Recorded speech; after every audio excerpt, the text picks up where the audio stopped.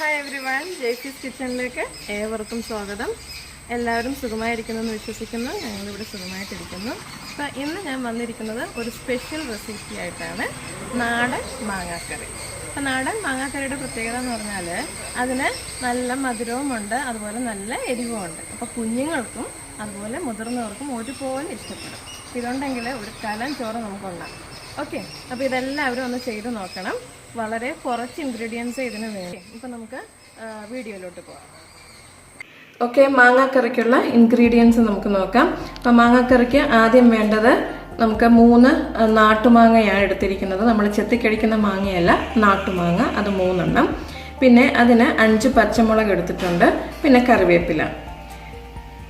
പിന്നെ നമുക്ക് വേണ്ടത് തേങ്ങ. ഇത് അരമുറി തേങ്ങയും ഒരു പിടിയും കൂടി എടുത്തിട്ടുണ്ട്. പിന്നെ അത്യാവശ്യം, അതായത് ഒരു 1/2 ടീസ്പൂൺ മഞ്ഞൾപ്പൊടി. പിന്നെ ഒരു 4 ചുവന്നുള്ളി. പിന്നെ ഒരു 1/2 ടീസ്പൂൺ ചെറിയ ജീരകമാണ്. ഇൻ കേസ് നമ്മുടെ കയ്യിൽ ജീരകമല്ല, ജീരകത്തിൻ്റെ പൊടിയാണുള്ളതെന്നുണ്ടെങ്കിൽ അതെടുത്താലും മതി. പിന്നെ ഉള്ളത് 1 അല്ലി വെളുത്തുള്ളി. പിന്നെ നമുക്ക് വേണ്ടത് കടുക് വറുക്കുന്നുണ്ട്. കടുക്, പിന്നെ ഒരു 4 ചുവന്ന മുളക് എടുത്തിട്ടുണ്ട്, കറിവേപ്പില, പിന്നെ ഒരല്പം ഉലുവാപ്പൊടി. അപ്പോൾ ഉലുവാപ്പൊടി ഒരു പിഞ്ചിട്ടാൽ മതിയാകും.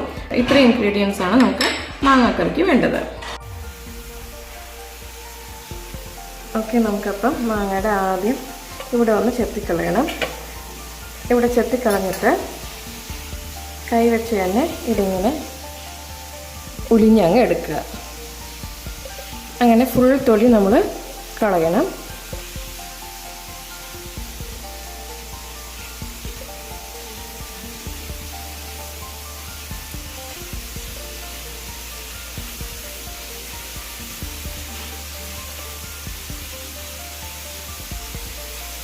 നമ്മൾ പാകം ചെയ്യാൻ പോകുന്ന പാത്രത്തിലോട്ടാക്കാം.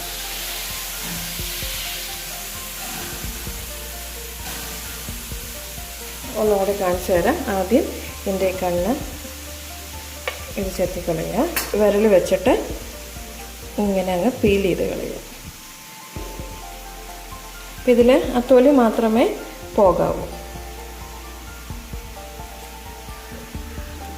മുളകുള്ളത് നമുക്ക് 2 ആക്കി ഇതിലോട്ടിടാം.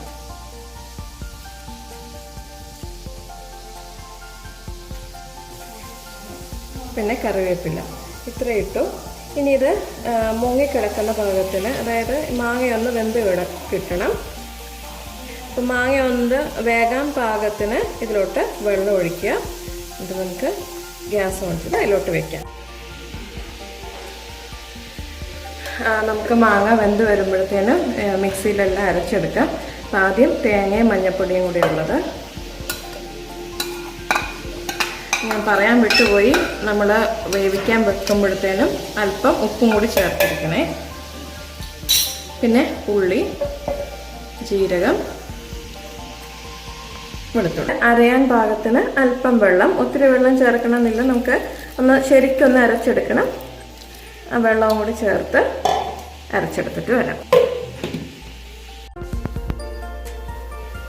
ഓക്കെ, അപ്പം നമ്മുടെ മാങ്ങ ഇവിടെ വെന്തൊക്കെ വന്നിട്ടുണ്ട്. ഇനി നമുക്ക് നമ്മൾ റെഡിയാക്കി വെച്ചിരിക്കുന്ന അരപ്പ് ഇതിലോട്ടങ്ങ് ചേർക്കാം. അപ്പം ഈ സമയത്ത് നമ്മൾ ലോ ഫ്ലെയിമിൽ ഇട്ടിട്ട് വേണം നമ്മൾ അരപ്പ് ചേർക്കാനായിട്ട്.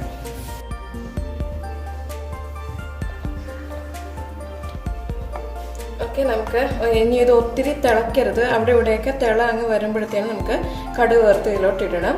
വേണമെങ്കിൽ ഉപ്പ് ഈ സമയത്ത് നോക്കാം. ഉപ്പെല്ലാം കറക്റ്റാണ്. ഓക്കെ, ഒന്ന് തിളച്ചോട്ടെ. പയ്യെ ഒന്ന് തിളച്ച് വരണം. ഇപ്പം അങ്ങിങ്ങ് തിള വന്നിട്ടുണ്ട്. ഈ സമയത്ത് നമുക്കിത് ഓഫ് ചെയ്യാം. എന്നിട്ട് നമുക്ക് ഇനി വേറെ ഒന്നും ചെയ്യാനില്ല, കടുക് വറുത്തിട്ടാൽ മാത്രം മതി.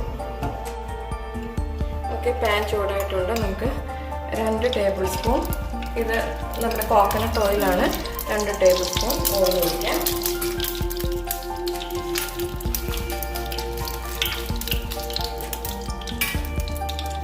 കടുക്, ഇനി മുളകിടാം.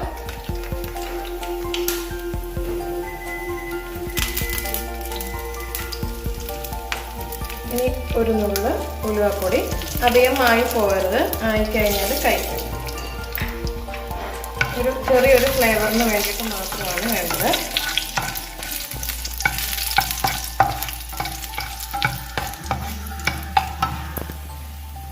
എല്ലാം മൂത്ത് വന്നിട്ടുണ്ട്.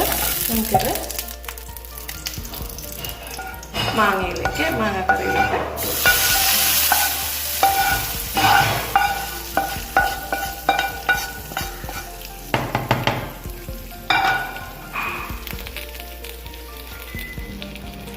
മാങ്ങാക്കറി ഇവിടെ റെഡി ആയിട്ടുണ്ട്. നല്ല ടേസ്റ്റിയാണ്, കുഞ്ഞുങ്ങൾക്കൊക്കെ ഇഷ്ടപ്പെടും, എല്ലാവർക്കും ഇഷ്ടപ്പെടുന്ന നല്ല ടേസ്റ്റി ആയിട്ടുള്ള മാങ്ങാക്കറിയാണ്. എല്ലാവരും ഉണ്ടാക്കണം. കുറച്ച് ഇൻഗ്രീഡിയൻസ് മാത്രമേ ആവശ്യമുള്ളൂ, പെട്ടെന്ന് നമുക്ക് ചെയ്ത് തീർക്കാവുന്നതാണ്.